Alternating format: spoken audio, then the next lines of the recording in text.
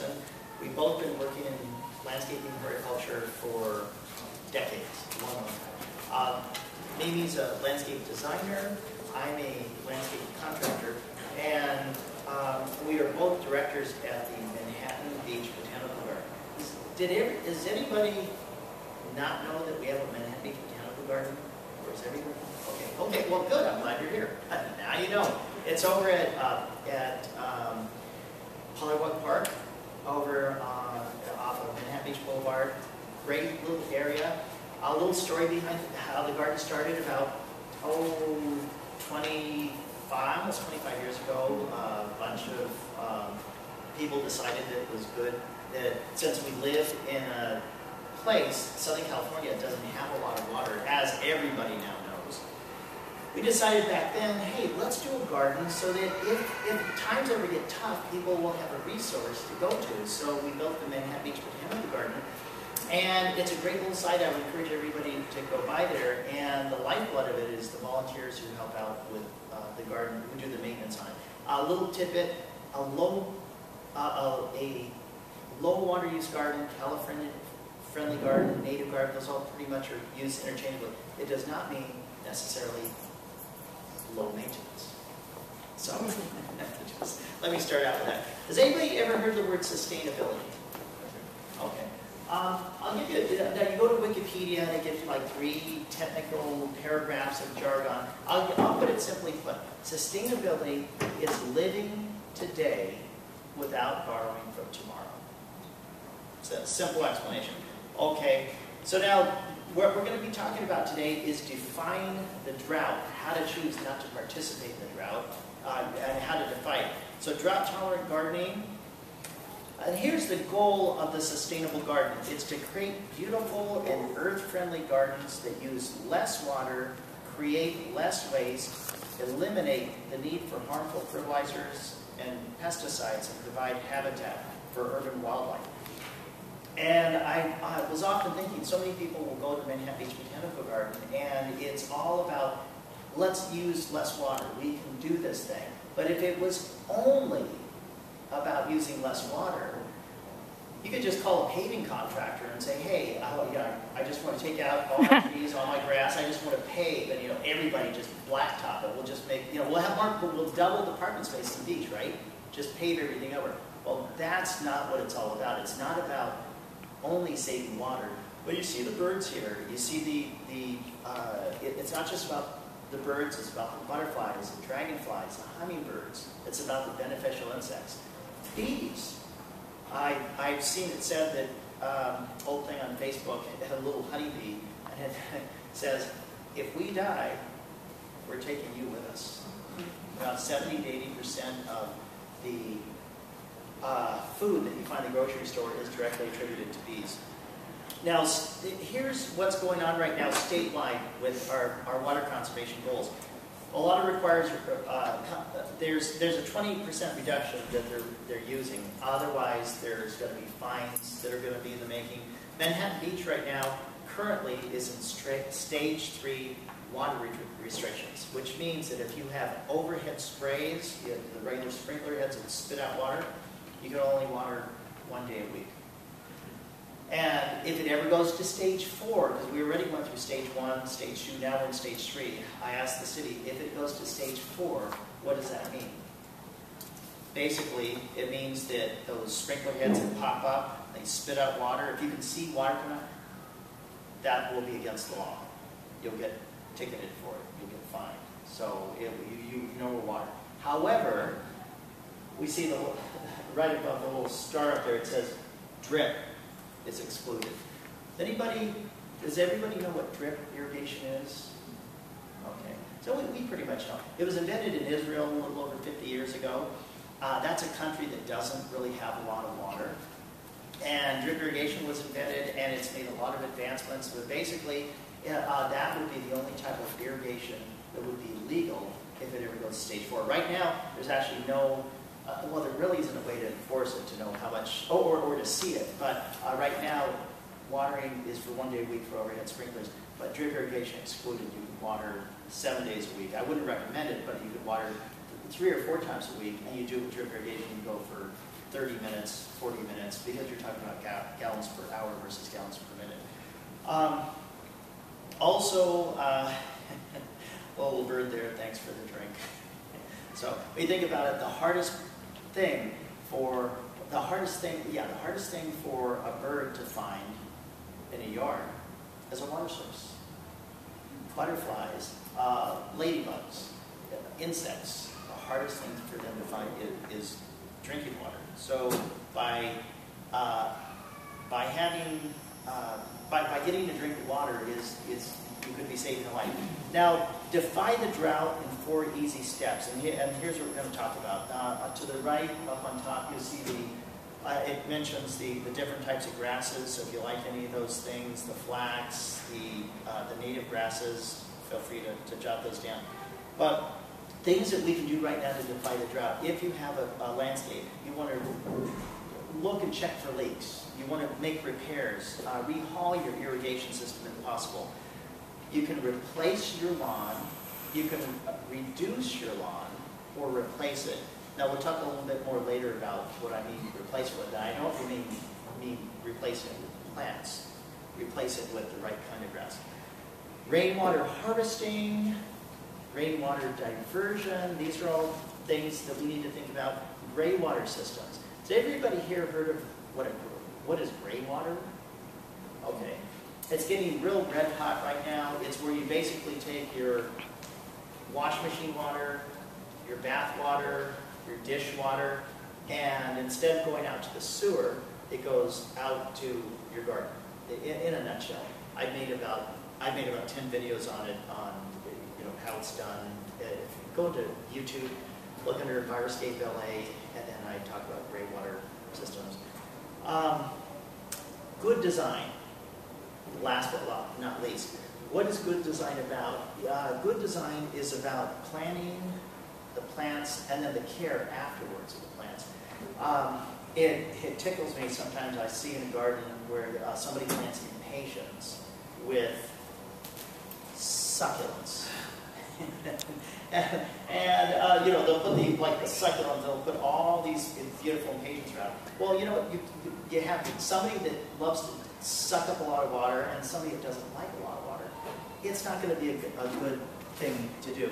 Manhattan Beach Botanicalgarden.org has a lot of information on there on groupings of and plants that you can actually use, plants that are dry and then plants to stay away from.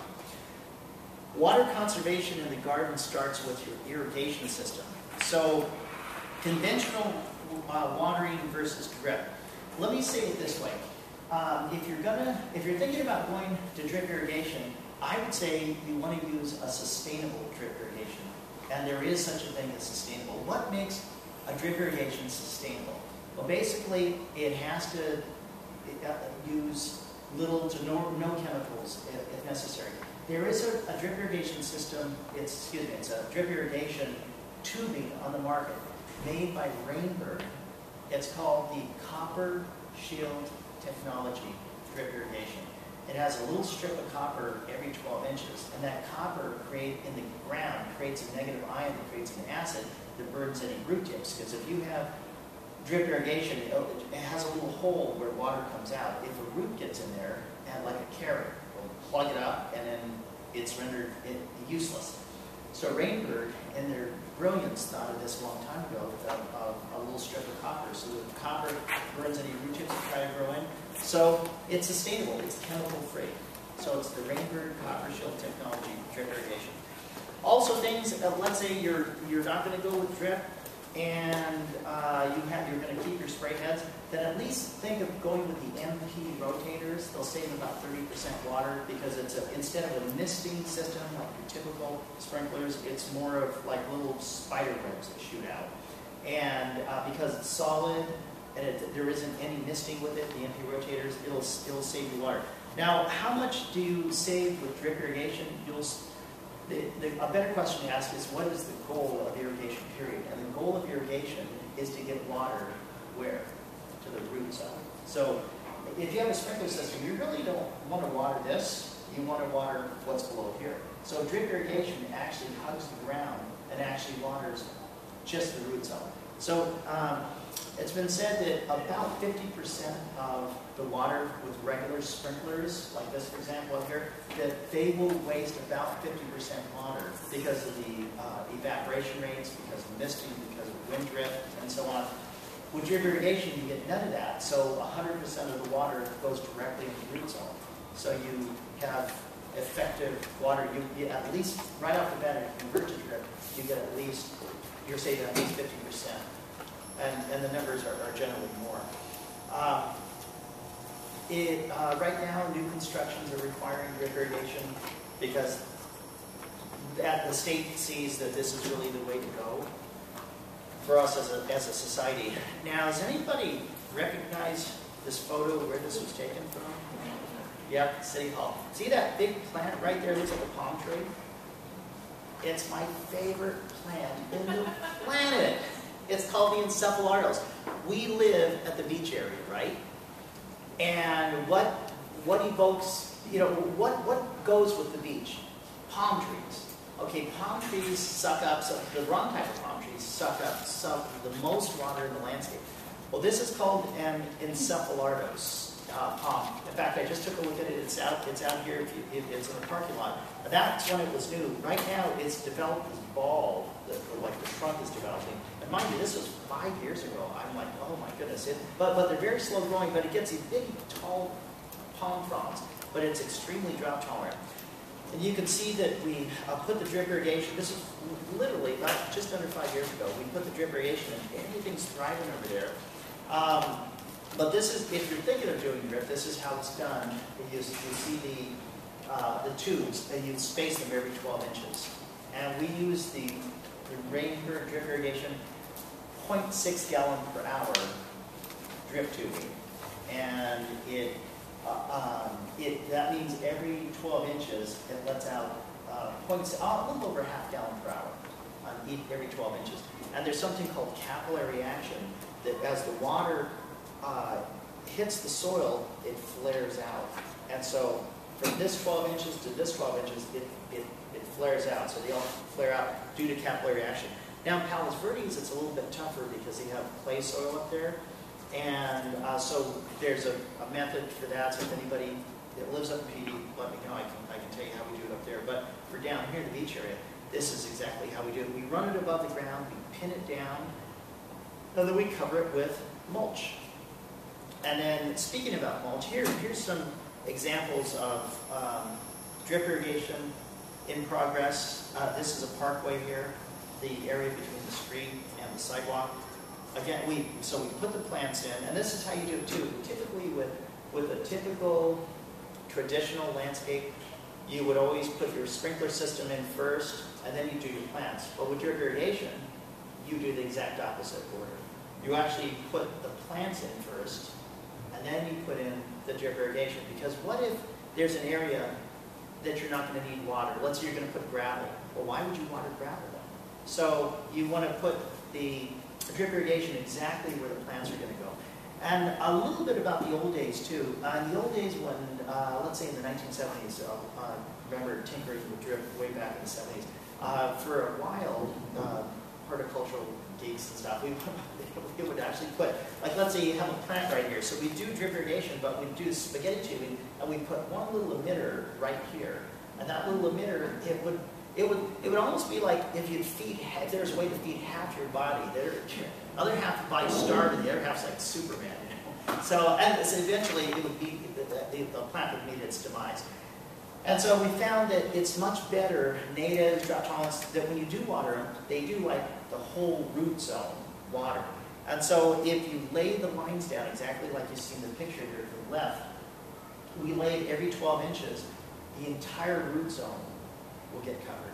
And that's the secret, that's the key. If you go on to some websites of, for example, native garden websites, native plant websites, you'll actually see where they actually tell you, don't do drip irrigation. Well, what they're referring to is not the way we're doing it now, but the way we were doing it back in the 70s, where plants would die. I mean, look, this plant would go, again, it would look great, bionic over here, and it looked like, half dead. And eventually the death would just take over, and it wouldn't look good.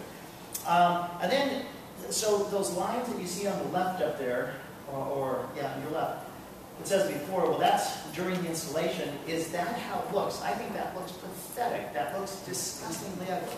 So what do you do to make it look pretty? Well, on the right here, on the right side, you see that shredded bark material? It's called mulch. And we give whole presentations on mulch at the Manhattan Beach Botanical Garden, how it's magical. It's the best thing you can do for your soil. It's a present that you can give to the bugs in your soil. Basically, it's ground up tree clippings, or you can buy the bark mulch, which is really pretty.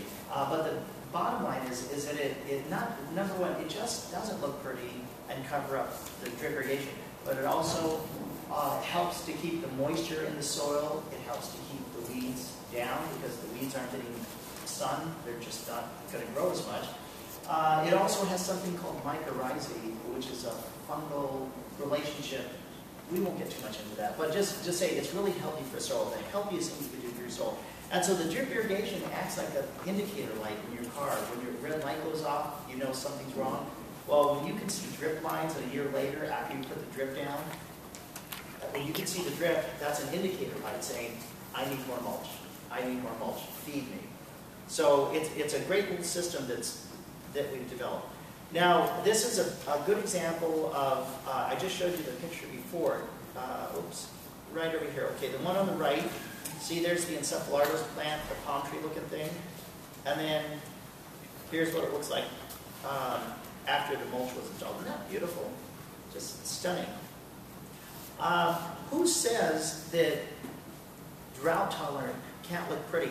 Look at the one at the in the corner up in the far right. Isn't that the most stunning plant? It's like multicolored. It's called an Ionian Sunburst, and it's one of the most stunning. If you mass plant those like in a pot or even in the ground, they're stunning. I was just taking a walk in front of City Hall this morning, and one of the things that's really thriving, because we have, plants will go through life cycles and die, but something that's really doing amazing, and they only get about this tall, so it's a bush that you really don't need to trim really, is the Little John. The callistemon, otherwise we know it as the bottle brush. But it's not the bottle brush that grows into a big tree. This is a short genetic dwarf. It's called the Little John. So to put it in perspective, your underground lateral lines are installed, your plants go in, then your drip lines go in after that. You put mulch on top of that, and then you put water in the well with a hose. We recommend if you have plants, just get them started first, maybe you do a little well around it, just to keep the water in place. Any questions up to this point? Okay. What do you think is the prettiest mulch? Deco bark, or baby white. Deco bark? Deco bark. What does that look DECO. like? Deco bark, baby white, yeah. We have a client it's got to be really pretty deco bark. Yeah. And your drip systems, you run them at a specific pressure? Yeah, typically, we'll do it. The pressure isn't so much a problem or volume because well, in fact, our city water is typically around 55 to 60, maybe 50 to 60 pounds per square inch. We'll typically put a reducer on. You can go to Ewing Irrigation in Torrance, and if you're interested in buying this stuff, I would steer you away from the big box stores because they sell you stuff that's cheap, but it's made cheap and it's going to break down. You want to use more professional stuff, go to Ewing Irrigation in Torrance. It's spelled Ewing or Ewing, and you can buy the valves with built-in pressure reducer in there, and they have low flow valves. I teach classes on this stuff. I won't get too much into it because we've got a lot of information to cover, but we'll suffice it to say that you should really use the right valves. I'll put it this way, if you use the valve that you are using now with drip irrigation, it may turn on. It will always turn on when the clock says, but it may not turn on. I've had a few of those calls this year where people, not systems we put in, but the gardeners put in, they couldn't get a hold of the gardener. My system's been on for the last 10 hours. Oh my God, my water bill. And so I rush out there, and then, yeah, sure enough, the gardener didn't put, they just left a regular valve, and you got to use the pressure reducers and so on. But like I said, you can get all that at Ewing. Now look at these beautiful blades of grass. They're nothing like, this is actually beautiful. these blades of grass. Nothing like what's outside here. I have to say, nothing takes the place of real grass. I mean, people are talking about, native plants and how they don't need a lot of water. But if you have little kids, little munchkins, or you have grandkids, I'll go outside and play. Come on, they're not going to play in that prickly cactus. You don't want them. And another thing too, that another note reminds me.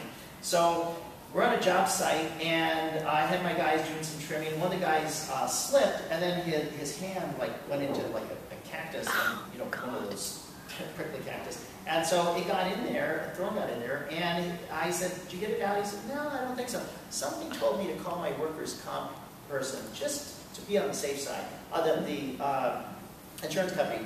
And they said, "Well, when did it happen?" I said, "It happened about 30 minutes ago." They said, "Great, do this, hang up and take him to the doctor as soon as possible." I said, "Why?" They said, "Well, there's something called staph.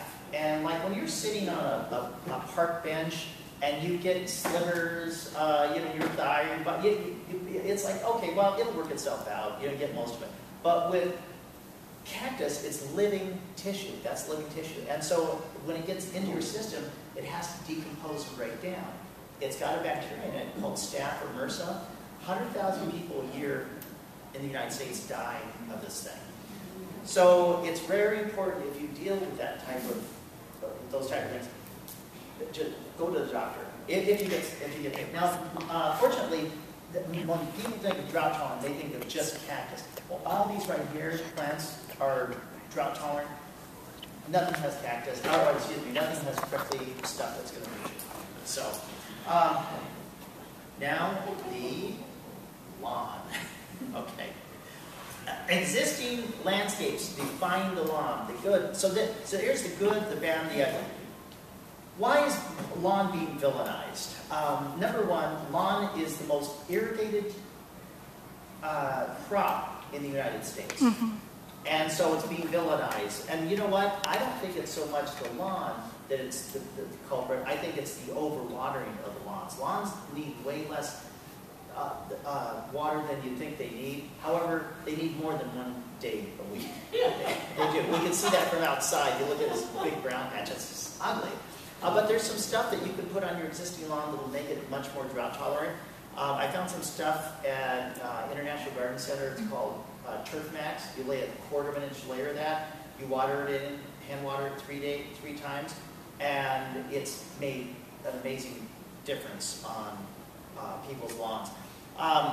But typically people overwater them, and so some people think, well, what about synthetic lawn? Well, why can't I just tear it out into synthetic lawn?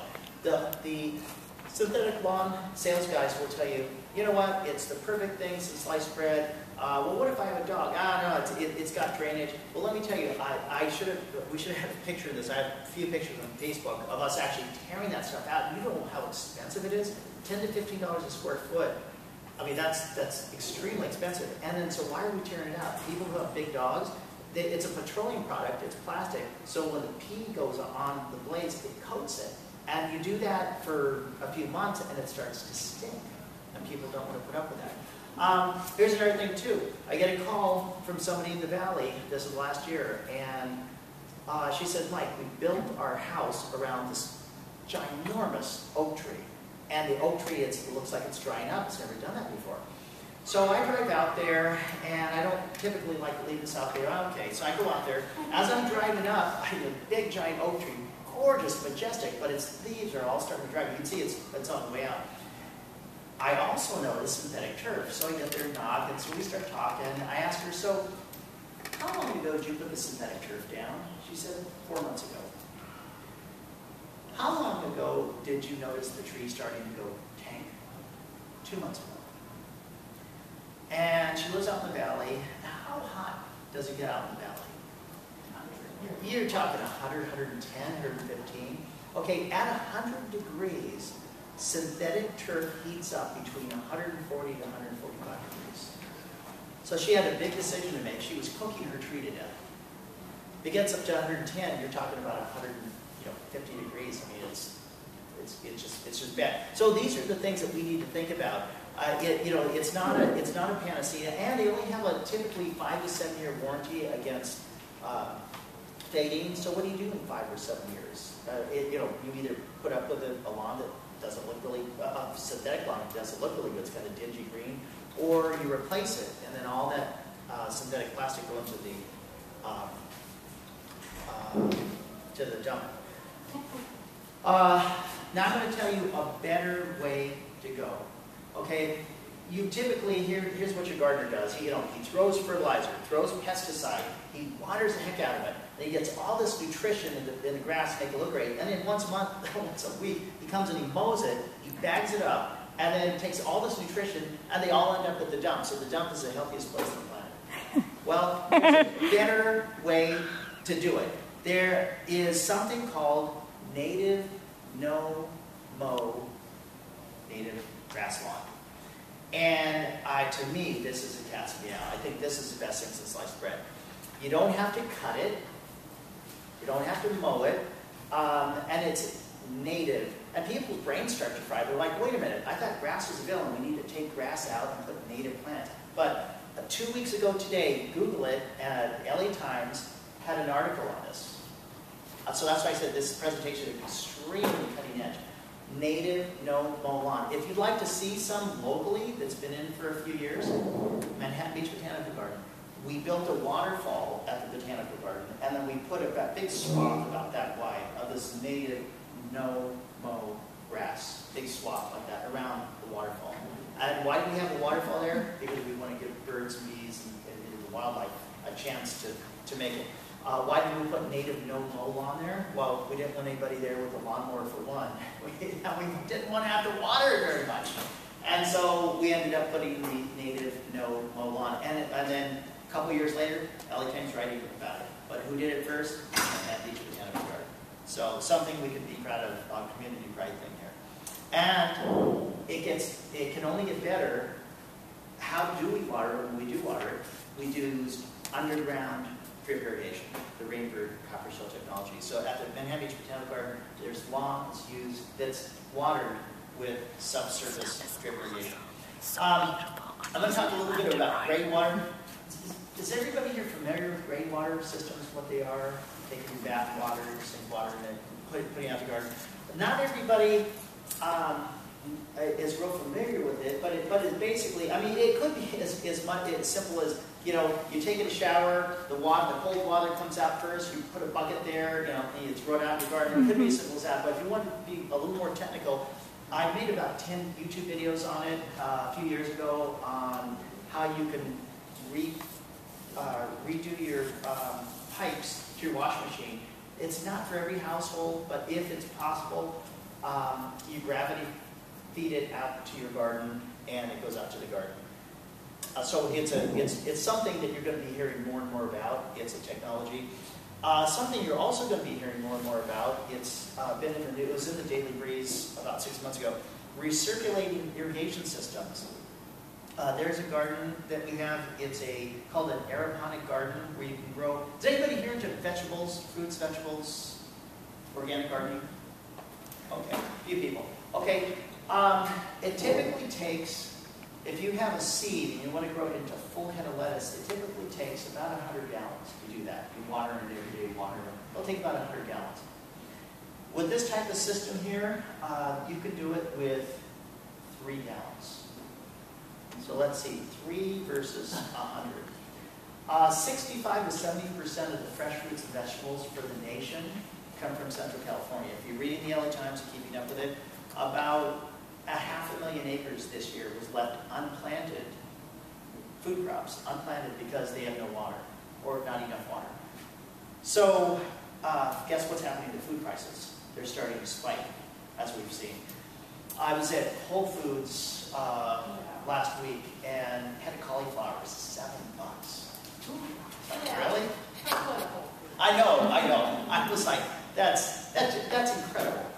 But the point is that food in general is just going up. So as a society, can we do better? Yes, we can. We can grow a little bit of, we can do a backyard micro farm if we want, and we can recycle water. It's called aquaponics. Rainwater diversion and capture. This is really important. We live in the beach area. What happens to rainwater when it does rain, the few times it does rain, all the bad stuff falls on roofs and stuff, and then it goes out to the ocean. All the oil slips on cars, jet fuel, I mean, all that bad stuff. It goes out. So when we landscape City Hall here, you'll see this exact box here, the one on the right here. You'll actually see that next to the Encephalotos palm tree. We actually left one there to show you what it looks like. But basically, these boxes are called eco-rain boxes, and you divert your roof rainwater into this, and it slowly percolates down, and it helps with groundwater recharge.